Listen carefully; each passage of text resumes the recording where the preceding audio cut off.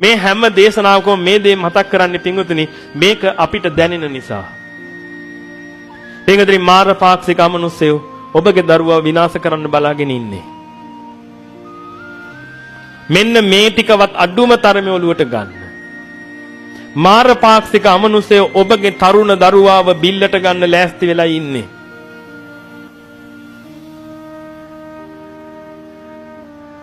ක්‍රම දෙකකට ගන්නවා පින්වතුනි එකක් ඩ්‍රග්ස් අනිත් එක සෙක්ස්.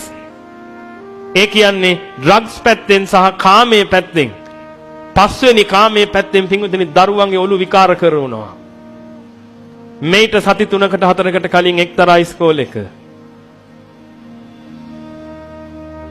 8 වසරේ ගෑනු ළමෙක් පිරිමි ළමයි 3 දෙනෙක් එක්ක වැසිකිළියේ ඉඳලා වුණා. බලන්න ඔබගේ දුව දෙයි කියලා. ඒ දරුවන්ගෙන් අහනකොට උත්තර දෙන්නේ අපි බලපු චිත්‍රපටි වල තියෙන ඒවා අත්දකින්න හැදුවා. අහිංසක දරුවෝ නේද පින්වතුනි මේ? ඔබ මේ මෙතන ඉන්න පිරිමි නිකන් කියන්න මට. ඔබ පාරට බැහැලා යනකොට පාරේ දකින්න ඔය වෙළඳ දැන්නී මරව මේවා දකිද්දි ඔබට කාමයක් එන්නේ නැද්ද? මෙච්චර ධර්මයක් අහන මෙච්චර උගත්කමකුත් තියෙන ඔබටත් කාමයක් එනවනම් අර අහිංසක දරුවෝ ඇඹරිලා යනවා ඇති නේද? උන්ට කොහෙන්ද පින්වතුනි පිහිට හම්බෙන්නේ? ඒකුන් උදේට ඔබට වැඳලා යන්නේ අනේ අම්මේ තාත්තේ මාව බේරගන්න මේ සමාජයෙන්. ඔබ මොකද කරන්නේ? යමම් පුතේ පන්ති. උඹ අර පන්තියටත් ඵලයන් මේ පන්තියටත් ඵලයන් මේ පන්තියටත් ඵලයන්. මට කඩන්න බැරි වෙච්ච ලෝකේ උඹ කඩපන්. එතකොට මට මගුල් කෑ හැකි එක දිහා බලාගෙන. අනේ අර අහිංසක දරුවෝ මහා අනාථෙන් අනාථයට අනාථ වෙනවා.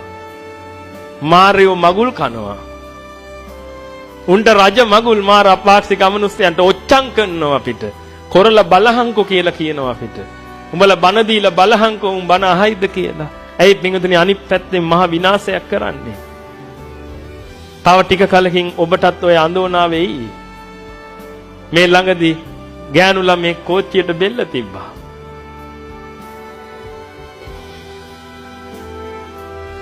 අසත්පුරුෂ යාළුවෝ ටිකක් ආශ්‍රය කළා. ඒ යාළුවෝ ටික මේ ගෑනු ළමයට කොල්ලෙක්ව සෙට් කළා. ඒ අසත්පුරුෂ යාළුවෝ ටික ගියා හොටෙල් රූම්ස් වලට. මේ දරුවව කොහොම හරි කැමති කරව ගත්තා ඒ කටයුතු වලට. අන්තිමට ඒ දේ වුණාට පස්සේ මේ දරුවට වැටහෙන්න පටන් ගත්තා අනේ මගේ තාත්ති මට කොච්චර ආදරෙයිද?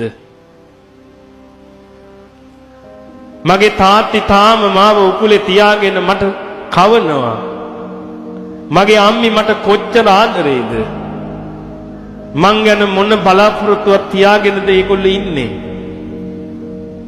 මට නම් මගේ අම්මිට මූණ දෙන්න බෑ. ඒක හිතනකොටම කෝච්චිය එනවා අනිත් පැත්තෙන්. කෙල්ල ගියා බෙල්ල තිබ්බා. බලන්න පින්විතනි මේ ලෝකේ වෙන අපරාධ. ඔය ඔබගේ දරුවා නෙමෙයි නේද? මොකද ඔබගේ දරුවා නම් දැන් ඔබ කොහොමද ඉන්නේ මේ වහගෙන?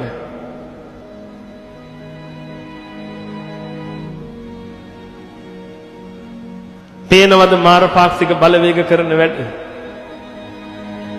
ඔබගේ දරුවව බේර ගන්න තියෙන එකම ක්‍රමය තියෙන්නේ පින්වතුනි මේ ධර්ම අවබෝධ කරලා දෙන්න දරුවන්ට.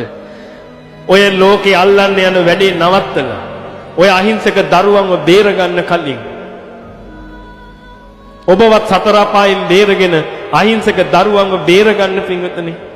ඒ දරුවන්ට තියෙන එකම පිහිට ධර්මයේ පිහිට විතරයි. මොකද ඔබට රකින්න බෑ දරුවව. මට රකින්න බෑ බුදුහාමුදුරන්ට මහා සංඝරත්නයට දරුවන්ව රකින්න බෑ. ඒගොල්ලන්ට රැකෙන්න පුළුවන් එකම ක්‍රමය තමයි යථාර්ථය අඳුනගත්තා නම් ඒ අය කවදාක්වත් ඔය බලේ වැටෙන්නේ නැහැ. තමන්ගේ දුවගෙන් කොල්ලෙක් ඇවිල්ලා අහනකොට දුව දන්නවා මූ පෙලෙනවා අනන්තවත්. මූ පෙලිලා පෙලීමෙන් නිදහස් වෙන්නයි මගෙන් මේ යාළුවෙන් අහන්නේ. මම මුට හා කියපු ගමන් මූ සතුටු වෙනවා. මූ තව හේකුට පෙලෙනකොට මට දුක හිතෙනවා ඊට පස්සේ. ඒක දැනගෙන අවබෝධ කරගෙන පින්වතුනි අන්න එතනින් නිදහස් වෙනවා. දරුවන්ට දහම දෙන්න. පුළුවන් තරම් දහම දෙන්න. දැන් මේක ගිහිල්ලා ඔබ ටියුෂන් පන්තියේ සර්ගෙන් ඇහුවොත් එහෙම සර් ටියුෂන් දෙන්නද ධර්මයේ දෙන්නද සර් මොකද හිතන්නේ? දැන් එයා මොනවා කියයිද? මේ පිස්සු ඔය ආම්දුරුවන්ට ධර්මයේ දෙන්න ධර්මයේ දුන්නා කියලා ළමයට කන්න හම් වෙනවද? ධර්මයේ දුන්නා කියලා ළමයා ඉංජිනේරුව වෙනවද? ඔන්න පන්තියට එවන්න. දැන් ඔබට තේරෙනවද ඇයි කියලා? හැබැයි ඔබ ගිහලා මෙහෙම අහන්න. සර් ළමයට ධර්මයේ දෙන්න අපි තීරණය කළා. හැබැයි සර්ගේ පන්ති ගාස්තු අපි එවන්නම්. දැන් කියයි කමක් නැහැ එහෙනම්. ධර්මයක් ඉගෙන ගන්න එපානේ. මේ සමාජයේ අතකොළු වෙන්න එපා. මම ඔබට කිව්වේ ඔබගේ ඇහින් වැටෙන කඳුළු සල්ලි නම් මේ මිනිසුන් නුඹව මැරෙන කලොත් අඬවාවි. ඔබගේ අහිංසක දරුවා මේ මාර පාක්ෂික අමනුෂ්‍යයන්ගෙන් බේරගන්න. මම මෙච්චර කල් කියපු කිසි දෙයක් වැරදුනේ නැහැ. මම ඔබට කියන්නේ මොකද මේවා පටිච්ච සමුප්පන්න න්‍යාය ධර්මයට අනුව දකින්න නිසායි කියන්නේ. මහා භාග්‍ය සම්පන්නකමක් උදා වෙනවා ඔබ දරුවට දහම දුන්නේ නැත්තම්.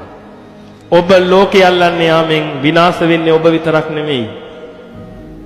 ඔබ ගැන විශ්වාස තියාගෙන මේ ලෝකෙට ආපු අර අහිංසක දරුවා ඒක නොදරුවා ඒක දන්නේ නැහැ කිසි දෙයක්.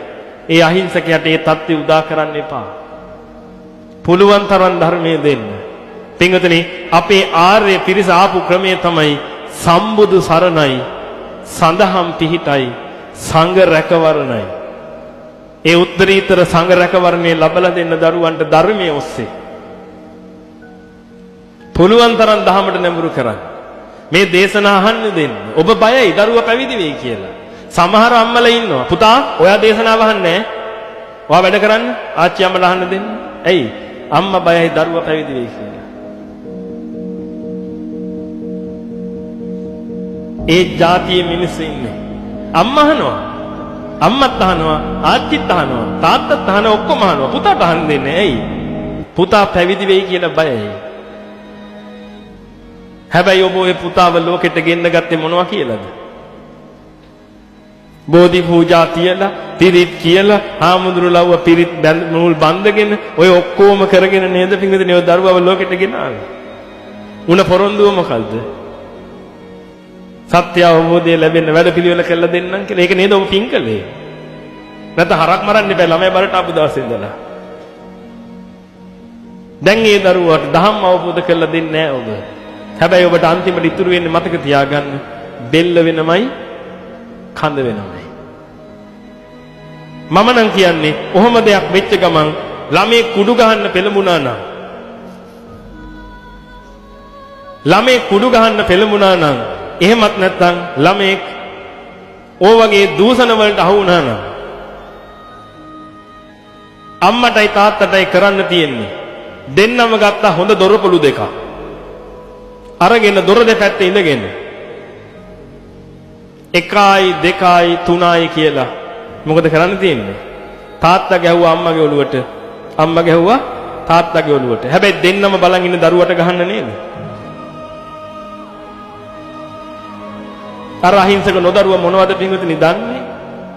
ඔබනේ දරුවා විනාශ කරන්නේ. ඇයි? ඔබට මාන්නේ. ඔබට ඕනේ අනිත් දෙමාපියෝ අතර කැපිලා පේන්න. ඒක නිසා ඌව ටියුෂන් පටවනවා මිසක් ඒකට ධර්මය උගන්වන්නේ නැහැ. එහෙනම් මම ඔබට කියන මෙන්න මේ දේ හොඳට අවබෝධ කරගන්න. දරුවාට මේ යහපත උදා කරලා දෙන එක ඔබගේ වගකීම. නැත්තම් තව අවුරුදු 5ක් යනකොට ඔබට ඔය දරුවා නිසා ඒකාන්තයෙන්ම අඬන්න වෙනවා. මං කියපුවක් වැරදිලා නැහැ මෙච්චර කල්. මාර පාක්ෂික අමනුෂ්‍යයන්ගේ තියෙන ප්‍රබලතාවය දන්න නිසායි කියන්නේ. හොඳට මතක තියාගන්න. අහිංසක දරුවන්වත් බේරගෙන ඔබත් බේරිලා ඔබගේ වටේ ඉන්න පිරිසටත් බේරෙන්න උත්තරීතර සත්‍ය ධර්මයේ පුළුවන් තරම් ප්‍රචාරය කරන්න.